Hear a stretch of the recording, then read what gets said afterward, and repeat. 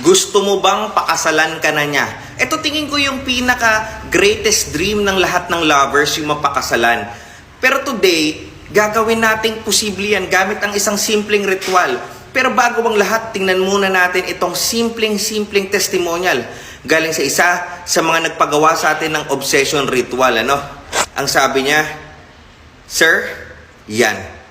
Good afternoon or morning. Nasa ibang bansa kasi ito, Kinasal na po kami. Sobrang simple ng message pero sobrang malaman. Sabi ko, see, I told you. After mo magtiyaga sa obsession ritual, ayan ang result. Very happy for you. Tatak Francis Valencia na ritualan yan. Guys, ano po pwede natin gawin para magaya yung same effect na yan?